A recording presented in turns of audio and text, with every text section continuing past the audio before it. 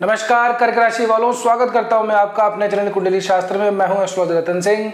ग्रहों की स्थितियां कुछ इस तरह से बनी हुई है कि संकट सब तरफ से आया हुआ है। इस तरह को संकट को झेलने वाला व्यक्ति अगर आराम से शांति से ऐसे संकट को झेल के निकल जाता है तो वो सच मानिए किसी अवतार से, किसी दिव्य पुरुष से कम नहीं है। ईश्वर ने उसको बहुत ज़्यादा धैर्य और बहुत ज़्यादा अपने अंदर विश्वास दिया हुआ होता है। आपके लिए 8वें भाव के अंदर 5 ग्रहों की युति हो रही है, साथ ही के अंदर 12वें भाव के अंदर भी गुरु का गोचर हो रखा है। द्वितीय भाव के अंदर केतु हैं और 9वें भाव में एक अकेले शनि ग्रह हैं। अगर आप ठीक से देखें तो केतु से अगर आप शुरू करें तो राहु तक सारे ग्रह इधर ही फैले हुए हैं और इस तरफ के जो ग्रह हैं वो बिल्कुल ही खाली है। ये भाव सारे खाली हैं, यानी यहाँ पे कोई ग्रह नहीं बनता है। कुछ लोग भ्रांतिवश इसको काल सर्प दोष कह देते हैं, लेकिन ये काल सर्प दोष नहीं है। जी हाँ, काल सर्प दोष के दूसरे मायने होते हैं। बहुत सारे विद्वत जो गण हैं वो इस काल सर्प को मानते भी नहीं है, लेकिन आप इस भ्रांति में मत रहिएगा कि ये कोई काल सर्प है। काल सर्प ये बिल्कुल भी नहीं है। आप लोगों के लिए जो 2 इंपॉर्टेंट इस सप्ताह के अंदर गोचर हुए हैं, वो पहला तो ये है कि मंगल सप्तम भाव से यानी कि मकर राशि उच्च की राशि को छोड़ करके और कुंभ राशि के अंदर पहुंच गया है, जहां पे ऑलरेडी 4 ग्रह बैठे हुए थे। अब आपके 8वें भाव के अंदर पंचग्रही योग बन रहा है। सूर्य, मंगल, शुक्र, बुध और राहु। इसके अलावा आप लोगों के लिए 12वें भाव के अंदर गुरु का गोचर हो चला है। तो गुरु का गोचर तो ऑलरेडी चल रहा था। मंगल का गोचर कुंभ राशि के अंदर एक तो ये है। दूसरा जो बुध हैं, उन बुध का 26 फरवरी के दिन, जी हाँ 26 फरवरी के दिन बुध भी वक्री चाल से चलेंगे। ये गोचर किसी राशि में परिवर्तन तो नहीं है, लेकिन बुध की चाल में परिवर्तन बहुत सारी चीज़ों को जो है रेगुलेट करता है, बहुत सारी चीज़ों को बदल देता है। वैसे भी बुध आपके लिए 12वें भाव के स्वामी हैं, जहाँ पे गुरु बैठे हैं और 3रे भाव के स्वामी बनते हैं। ठीक है, तो जीवन के अलग अलग पहलुओं पर क्या प्रभाव पड़ेगा इन गोचरों का, आज हम यही चर्चा करेंगे। देखिए, करियर और जॉब के बारे में बात करें तो यहाँ का स्वामी मंगल बनता है, जो इतने दिनों से तो था उच्च का, लेकिन अष्टम में दशमेश का चले जाना, अपने भाव से 10-3 का संबंध बनाना ठीक नहीं है। एक बात और मैं पहले से आपको बता दूं कि ये पंचग्रही योग है, ये 1 अगस्त तक रहेगा। इसके बाद में ये योग बदल जाएगा, क्योंकि शुक्र जो है मीन राशि में प्रवेश करेंगे। ऐसे कर करके सारे ग्रह आगे बढ़ेंगे और राहु केतु कंप्लीट अकेले फिर से रह जाएंगे। ये अगर आप देखेंगे तो बाकी ग्रह आगे बढ़ने वाले हैं, यानी कि केतु और राहु के एक्सेस में ही ग्रह यहाँ पे आने वाले हैं। क्या होता है, जब राहु केतु के एक्सेस में ग्रह आते हैं तो ग्रहों की शुभता में थोड़ी कमी आ जाती है। एक तरीके से राहु और केतु जो नोड प्लैनेट हैं, उनके बीच में जब ग्रह फंस जाते हैं तो एक तरीके से लॉक हो जाते हैं, तो व्यक्ति को बहुत सारी परेशानियों से 2-4 होना पड़ता है। ठीक है ना। अच्छा, अब ये जो राशि है ये कुंभ राशि है। कुंभ राशि को जानना जरूरी है, क्योंकि यही होस्ट कर रहे हैं, इन्हीं के घर के अंदर 5-5 ग्रह बैठे हैं। कुंभ राशि शनि की राशि है, वो आप भली बात ही जानते हैं। कुंभ राशि के अंदर 3 नक्षत्र पड़ते हैं। पहला है धनिष्ठा, उसके बाद शतभिषा और फिर उसके बाद में पूर्वा, भाद्रपद। पहला नक्षत्र धनिष्ठा नक्षत्र मंगल का है, जो मंगल अभी शुरुआत में अपने ही नक्षत्र में रहेंगे। कुछ ग्रह जो हैं वो पूर्व भाद्रपद के अंदर प्रवेश कर चुके हैं, कुछ अभी भी शतभिषा में ही, खास करके राहु अभी शतभिषा में ही चल रहे हैं। ठीक है ना। एक पहला जो धनिष्ठा नक्षत्र वो मंगल का है, शतभिषा राहु का स्वयं का नक्षत्र है और पूर्व भाद्रपद गुरु का नक्षत्र है। तो इस राशि, इस भाव को समझने के लिए हमें इन तीनों नक्षत्रों को भी ठीक से समझना जरूरी है। ठीक, अब आपके दशम भाव के अंदर अभी जो है शुरुआत में 23 फरवरी को चंद्रमा गोचर करेंगे। दशम भाव में चंद्रमा का होना ठीक है। आपका चंद्रमा ही लग्न बनता है, चंद्रमा ही राशि बनती है। आपकी चाहे लग्न हो चाहे राशि हो, आप दोनों ही एंगल से इस वीडियो को रिलेट कर सकते हैं। मंगल का 8वें भाव में चले जाना आप लोगों के लिए ठीक नहीं है। ये ऐसे समय के अंदर काम के जो प्लेसेस है उसके ऊपर बहुत सारी टेंशन, बहुत सारी चिंताएं दिखाता है। आदमी जो है अपनी ऊर्जा को उस काम के अंदर इन्वॉल्व नहीं कर पाता, उसका मन बार बार भटकता है। खास करके ऐसे समय में व्यक्ति का जो मन है वो आध्यात्मिक क्षेत्रों की तरफ, धार्मिक चीज़ों की तरफ ज़्यादा रूबरू होता है। उसका चित्त ठीक नहीं होता, बहुत सारा समय वो कहीं इधर उधर की इन्फॉर्मेशन के अंदर व्यर्थ कर देता है। मन बहुत ज़्यादा व्याकुल रहता है, जो काम कर रहे हैं उसके अंदर मन बिल्कुल भी नहीं लगता है। ये समस्या ऐसी आपके साथ में भी आने वाली है, तो थोड़ा सा शांति बना के रखिएगा, क्योंकि देखिए अभी वर्तमान के अंदर मोस्ट ऑफ द जो चीज़ें हैं वो आपके 8वें भाव से ही संबंधित हैं। बात करें आपकी कोई करियर में जो आपको जो कुछ परिवर्तन करना है, कुछ ग्रोथ पानी है या जॉब स्विच करनी है, नई जॉब देनी है, इंटरव्यू वगैरह देना है, तो उसके लिए 24 और 25 फरवरी की ये 2 दिन हैं, ये आपके लिए काफ़ी शुभदायी रहेंगे, ये पॉजिटिव इंपैक्ट देने वाले हैं। कारण ये है कि चंद्रमा वृषभ राशि में होंगे, उच्च अवस्था को प्राप्त करेंगे, क्योंकि चंद्रमा वृषभ राशि में ही उच्च के होते हैं। तो ये समय आपके लिए लाभदायक है, काम की ग्रोथ का है, इच्छा पूर्ति का ये भाव माना जाता है। तो अपने सीनियर से भी अगर कोई आपकी कोई ऐसा है कि कोई काम अगर नहीं इतने दिनों से पूरा नहीं हो रहा था, तो उनसे ज़रूर से बात कीजिएगा, आपका काम बन जाएगा। आपकी अगर कोई जैक कहीं पे लगनी है तो आपकी ज़रूर से लग जाएगी। अगर कोई आगे इंटरव्यू वगैरह भी देना है तो ये 2 तारीखें आपके लिए ज़्यादा महत्वपूर्ण रहती हैं। तारीखें 21, 24 और 25 फरवरी रहेगी, वार मंगलवार और बुधवार रहेगा। ठीक है ना। अच्छा जी, अब देखिए इस भाव का स्वामी भी 8वें भाव के अंदर ही गया हुआ है। ठीक है, इस भाव की समस्या मैं आपको थोड़ी समझा देता हूँ। 11वें भाव का स्वामी है 8वें भाव के अंदर, ये ठीक नहीं है। दूसरी बात, क्योंकि ये जो राशि पड़ती है वो शुक्र की पड़ती है, और शुक्र जो है 8वें भाव के अंदर इतने शुभदायी नहीं माने जाते, बशर्त अगर किसी का डॉक्टर से संबंधित पेशा है, कि नर्सिंग से, मेडिकल लाइन से है, या फिर ज्योतिष, पंडिताई इस तरह के काम करते हैं, अकल्ट साइंस में, न्यूरोलॉजी में, इस तरह के अगर वो काम करते हैं तो उनके लिए फिर भी ठीक है। मंत्र वगैरह सीखने के लिए समय बहुत बढ़िया रहता है। अगर आपका ऐसा कोई प्रोफेशन है जो अगर आपका किसी ज्योतिष से ही जुड़ा हुआ है, किसी अकल्ट साइंस से जुड़ा हुआ है, या फिर आप डॉक्टरी के पेशे में, मेडिकल लाइन के अंदर है, तो ये समय बहुत ठीक होता है। एक और बात, जिनका एक्सपोर्ट इंपोर्ट का कुछ काम रहता है, फॉरेन सेटलमेंट का कोई काम रहता है, उनके लिए भी इस तरह के 8वें भाव के गोचर जो हैं वो थोड़े से ठीक माने जाते हैं। यानी कि उनका अपने जो जन्म स्थान है, अपना जो स्थान है, वहां पे कुछ काम बनता नहीं है, उनको बहुत ज्यादा लंबी दूरी तय करनी पड़ती है। ठीक है ना। तो अगर आपकी कोई विजिट है किसी काम के भरोसे, चाहे अपनी सिटी से बाहर हो, चाहे अपने स्टेट से बाहर हो या कंट्री से बाहर हो, तो ये समय आप उसको उपयोगी बना सकते हैं। अन्यथा अगर आप डेस्क जॉब करते हैं या आपका स्थानीय रूप के अंदर कोई व्यापार है, किसी बड़ी कंपनी में भी अगर आप जॉब करते हैं, वो कंपनी अगर मल्टीनेशनल कंपनी है, तो यकीन मानिए ये समय फिर आपके लिए ज़्यादा लाभदायी रहने वाला है। क्योंकि देखिए ये 5 ग्रह में से एक आध ग्रह तो ऐसा होगा जो आपकी जन्म पत्रिका के अंदर अच्छा होगा, उसकी पोजीशन ठीक होगी, है ना। दशांतर दशा प्रत्यंतर में अगर उसका कुछ मिल गया तो फिर ये समय आपके लिए ठीक निकल जाएगा। लेकिन अगर ऐसा कुछ भी नहीं हुआ तो फिर थोड़ी समस्या वाली बात हो जाती है।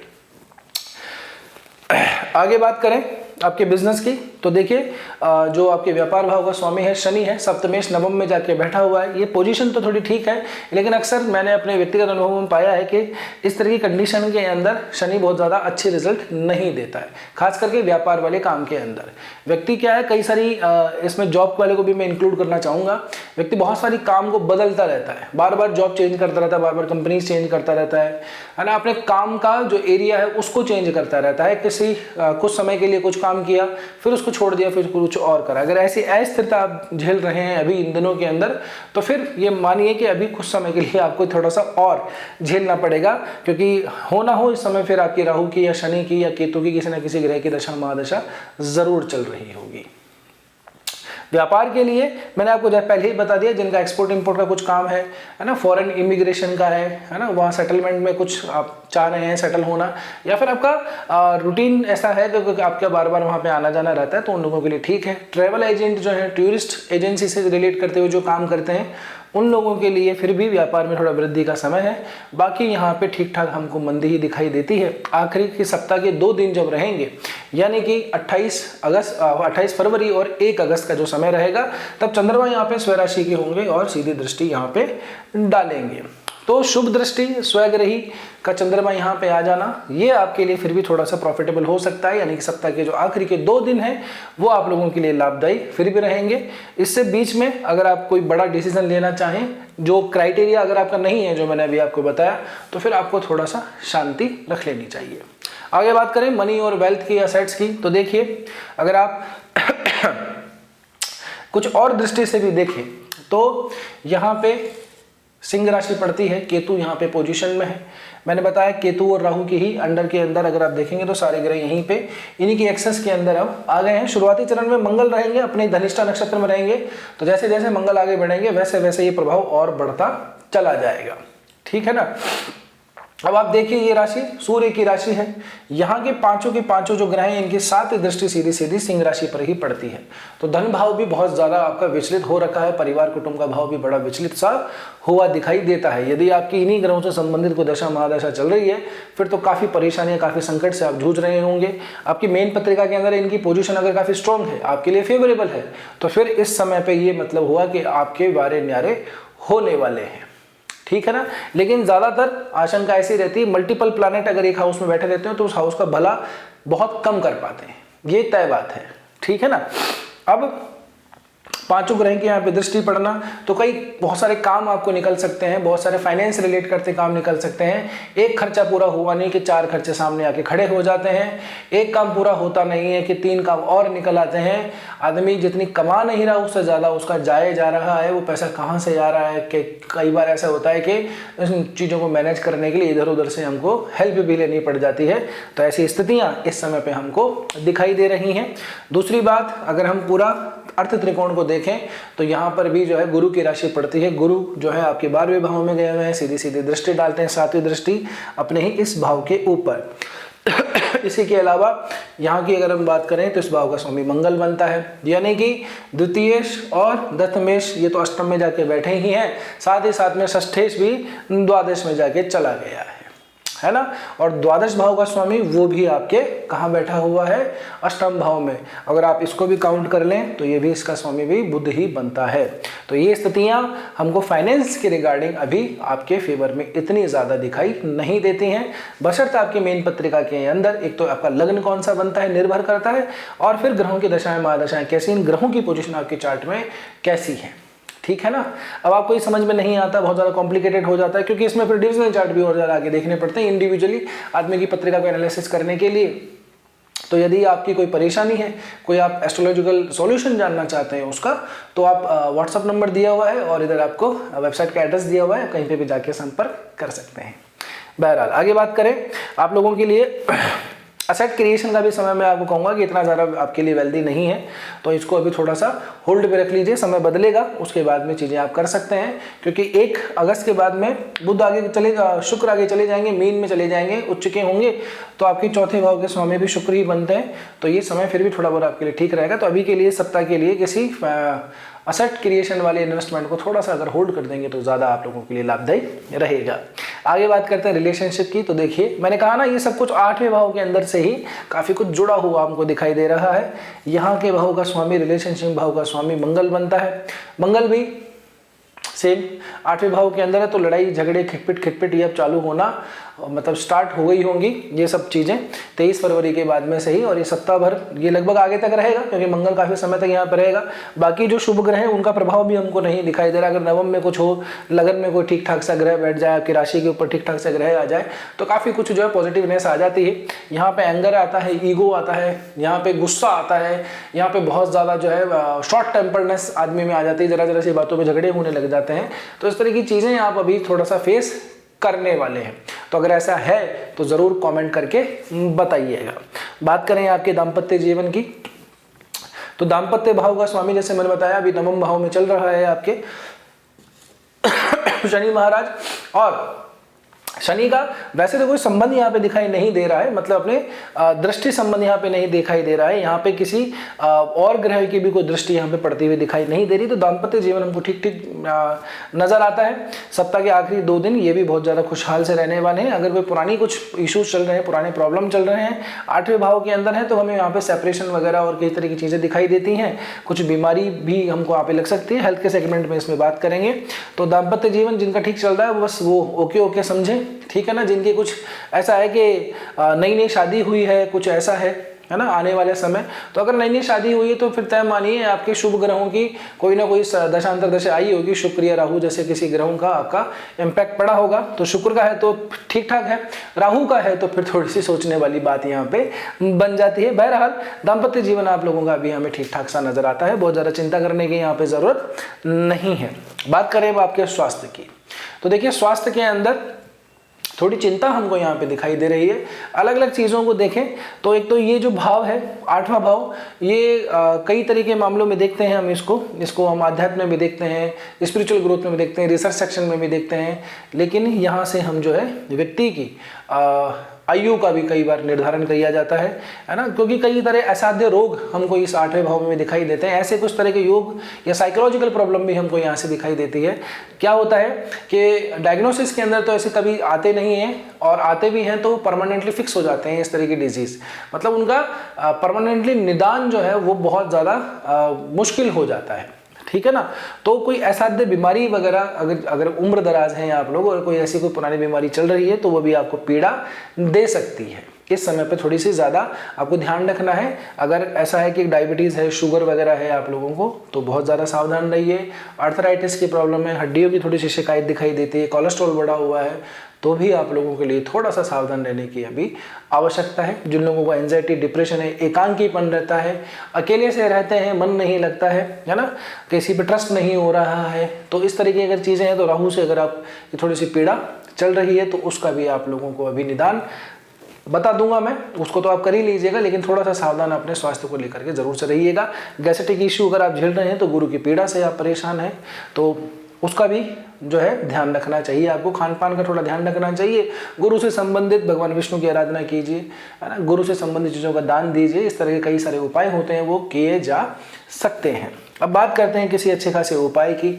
तो उपाय की बात करें उससे पहले आपसे एक निवेदन है, यहाँ तक पहुँचे हैं तो वीडियो ठीक ही लगा होगा, तो नए हो तो सब्सक्राइब कर लो। निवेदन मेरा आप लोगों से ये है कि कमेंट सेक्शन में जाइएगा, उसको जब स्वाइप करेंगे आप लोग तो वहाँ पे हाइप का ऑप्शन आएगा, वीडियो को हाइप ज़रूर से दे दीजिएगा, ठीक है ना। नए हो तो सब्सक्राइब करना बिल्कुल भी नहीं भूलिएगा, और कैसा लगा ये वीडियो कमेंट करके ज़रूर बताइएगा।